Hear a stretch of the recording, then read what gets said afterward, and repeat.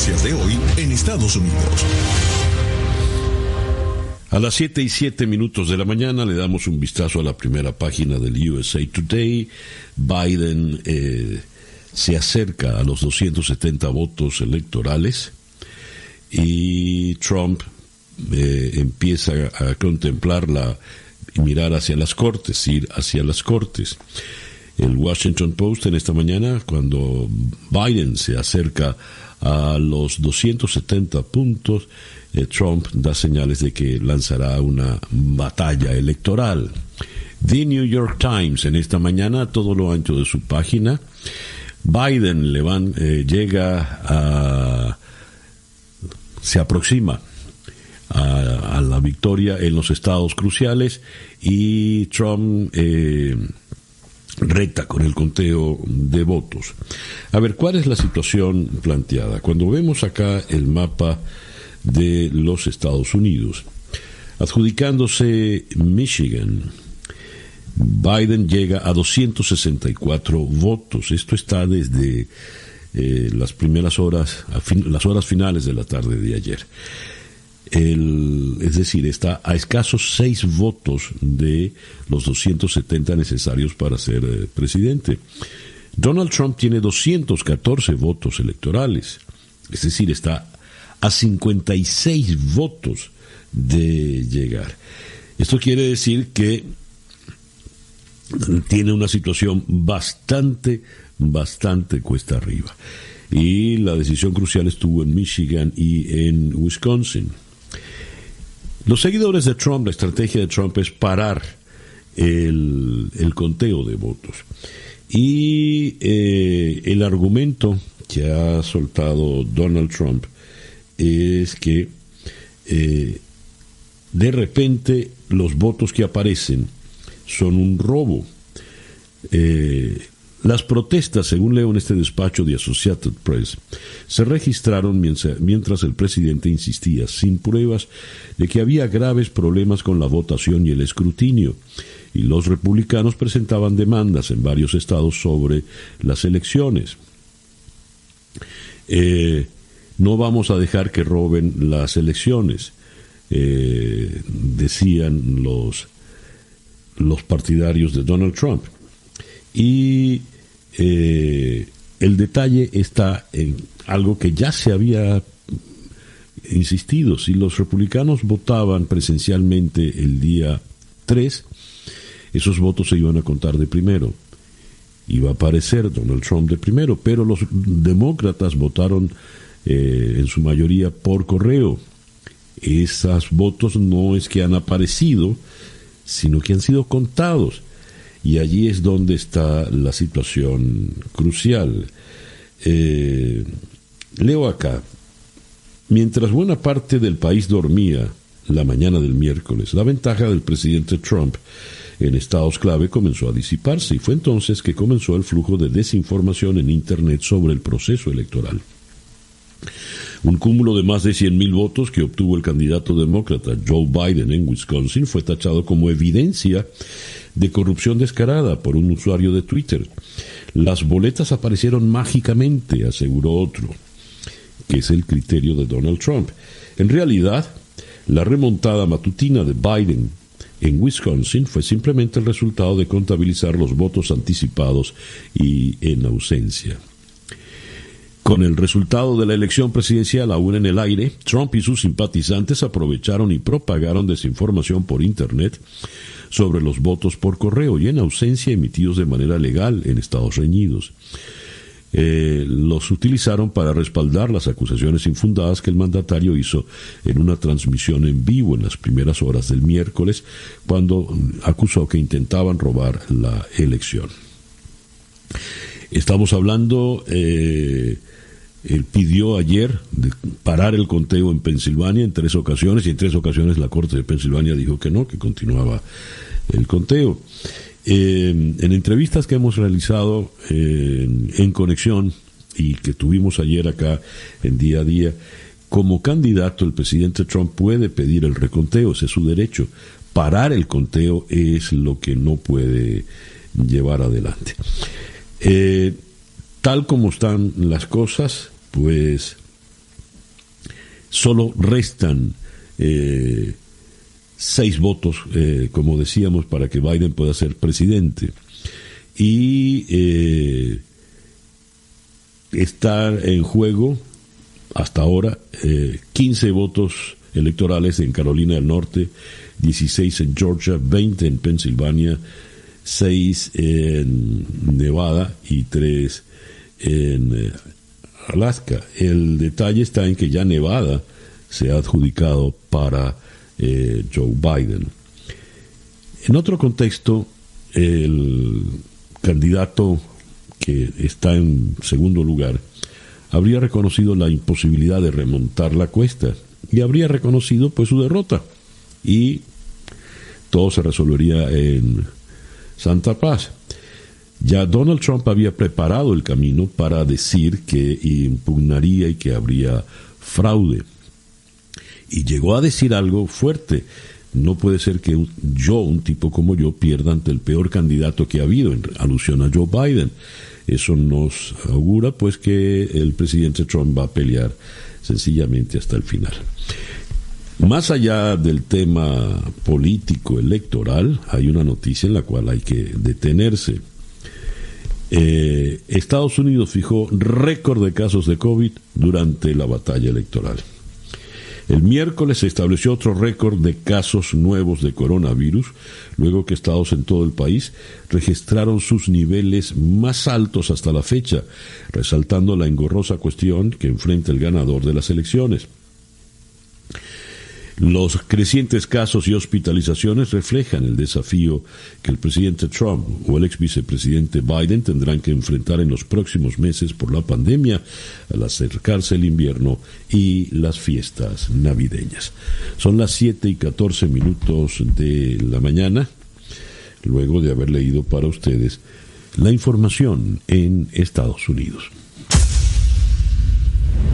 Estas son las noticias de Venezuela. El Universal en Caracas destaca como gran titular: Trump denuncia que se está consumando un fraude electoral. Bolsas europeas abren a la baja por la incertidumbre electoral en Estados Unidos. Y cuando vamos a las informaciones propiamente de Venezuela, tenemos que Juan Fernández Trigo es el encargado de negocios en España, el encargado de negocios de España en Venezuela. Viene de ser embajador, así que esto es como una degradación, ¿no? Viene de Cuba y tendrá un rol importante. Es encargado de negocios y no embajador, porque el gobierno español, recordemos, desconoce al régimen de Maduro. Otras noticias del Universal, que como saben es un diario del gobierno: Venezuela reitera disposición a seguir estrechando alianzas con China. Tribunal Supremo de Justicia declara procedente pedir la extradición del general Cliver Alcalá. Incautan 679 kilos de cocaína en 2 barcos.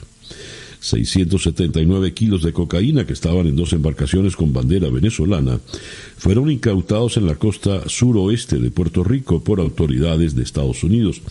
No se sabe si hay detenidos. El Universal es increíble. No se sabe si hay detenidos. No, los barcos iban solos. Estaban a la deriva prácticamente.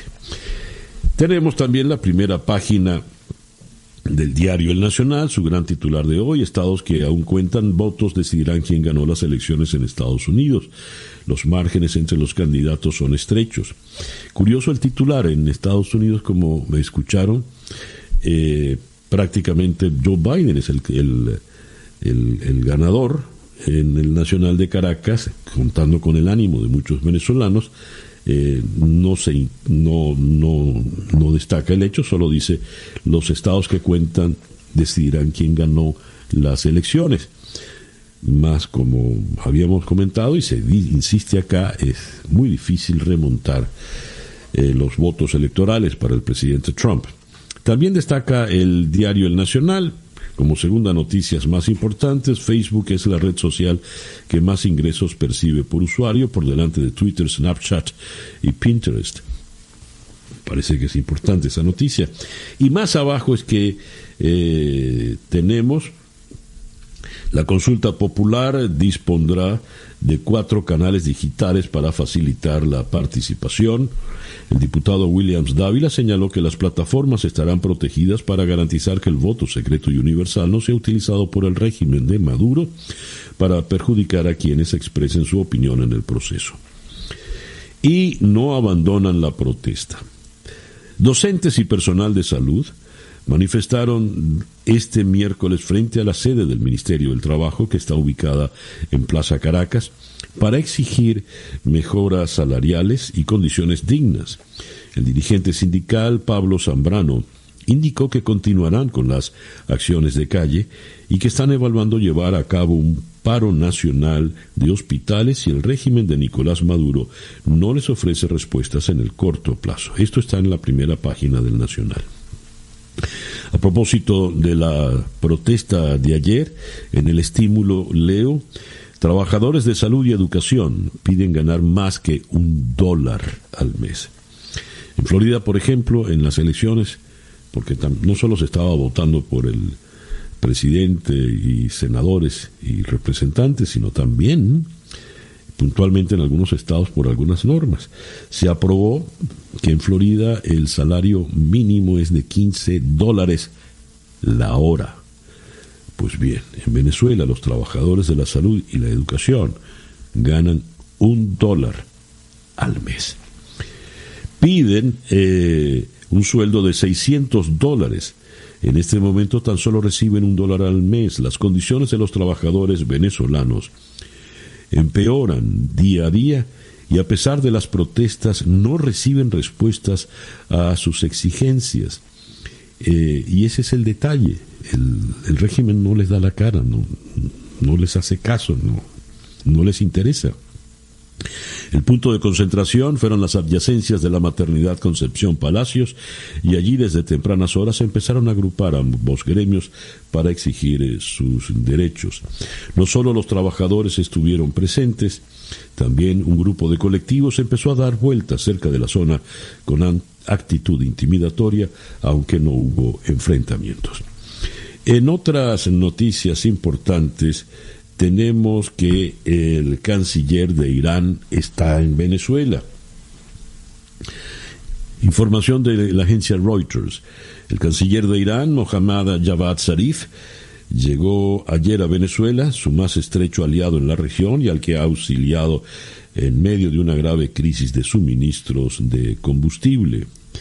El diplomático fue recibido en el aeropuerto por Jorge Arriaza, quien escribió: cada visita de alto nivel profundiza nuestra alianza estratégica, nuestra hermandad.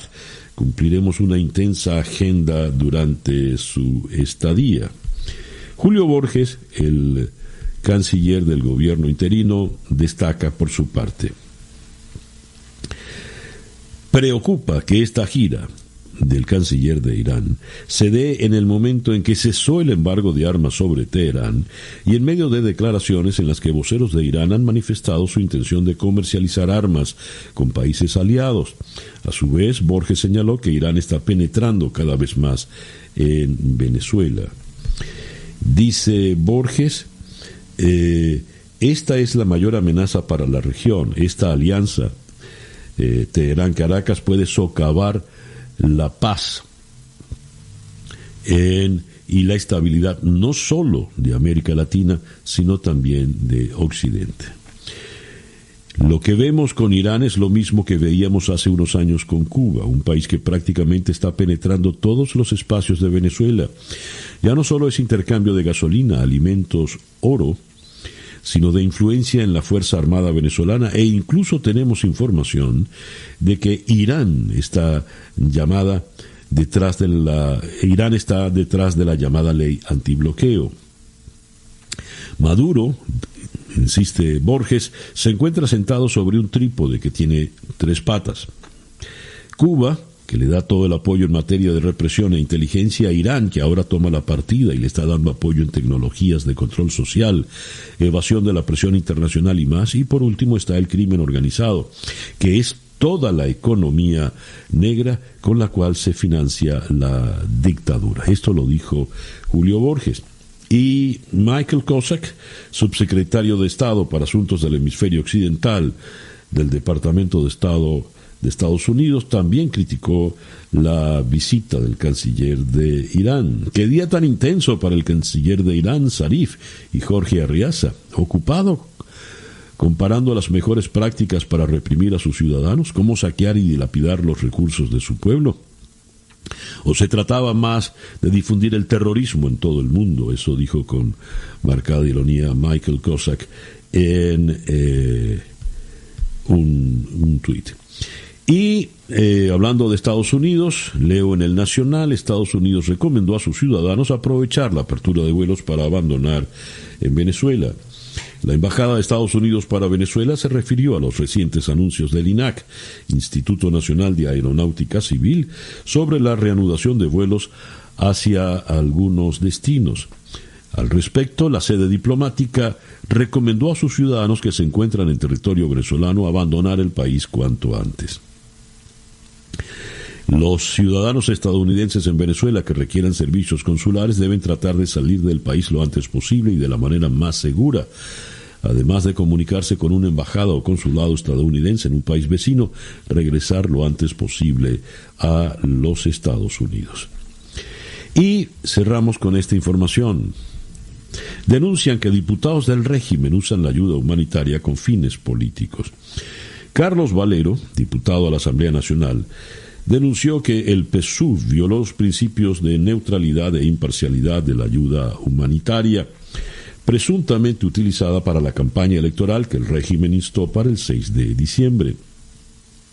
El parlamentario alertó a la Organización de Naciones Unidas y a la UNICEF sobre el desvío de recursos para fines políticos. Usar la ayuda humanitaria para hacer campaña política es un acto vil e inhumano. Deben explicar qué hacen candidatos del régimen con material de ayuda humanitaria que distribuiría organismos de Naciones Unidas en Venezuela. Y al respecto, el diputado Miguel Pizarro, comisionado para Naciones Unidas del gobierno interino, dijo: usar la ayuda humanitaria con fines de propaganda política va en contra de los principios humanitarios y instó a denunciar a los políticos que usen la ayuda humanitaria para promoverse electoralmente. 7:24 de la mañana en Día a Día. Escuchas Día a Día con César Miguel Rondón. Nuestra agenda para el día de hoy, jueves 5 de noviembre. Vamos a comenzar con el columnista de The Washington Post, Dana Milbank. Él es autor de varios libros de política, incluido el bestseller Homo Politicus. Con él vamos a analizar el panorama político que se presenta en Estados Unidos por los próximos días. Esto será en Washington. Seguiremos en Washington para la próxima entrevista con el politólogo José de Bastos. Y con él ahondaremos en un aspecto particular de la situación, como es la impugnación ante los tribunales, incluido por supuesto la Corte Suprema de Justicia. Luego iremos hasta Madrid para conversar con Leopoldo López, luego de su espectacular fuga de Venezuela.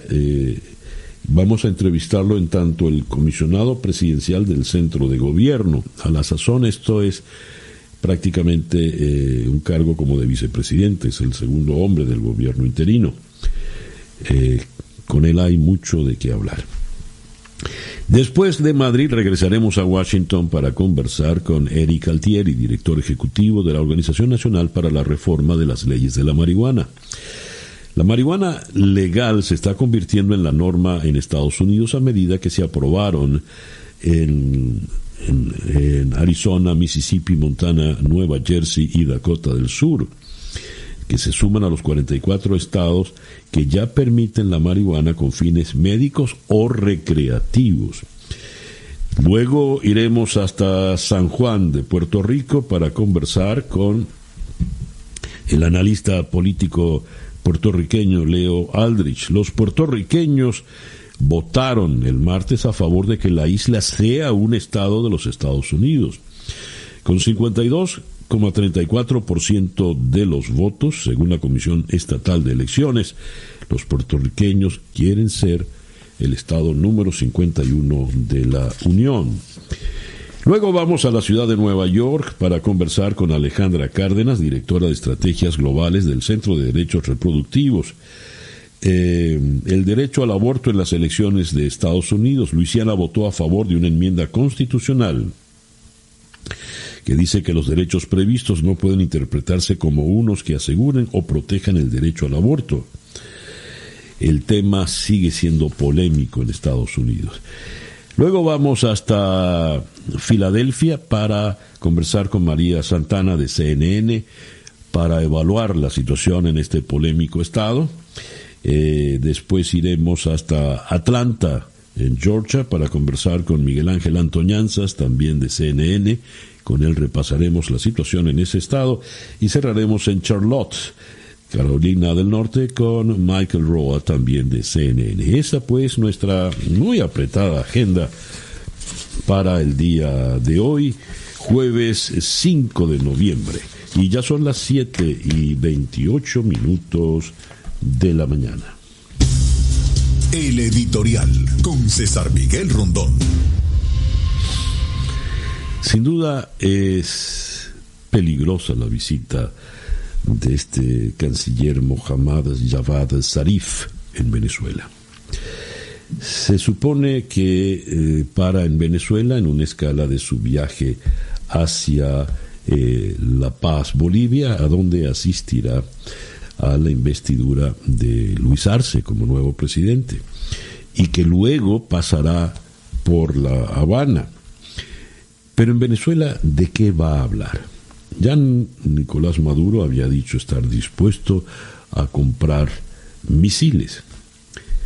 ¿Con qué dinero? No lo sabemos, pero seguramente será con el oro, bastión imprescindible del régimen. Gasolina, le compra el oro, le toma el oro para negociar, para cualquier tipo de negocios. Y ahora viene el tema de las armas. Es pertinente la observación de Julio Borges, porque este viaje se está dando justo cuando se le levanta el embargo de armas a Teherán. Borges ha dicho: esto es peligroso no solo para la estabilidad de Venezuela, no solo para la estabilidad en América Latina, sino en todo Occidente. Veremos.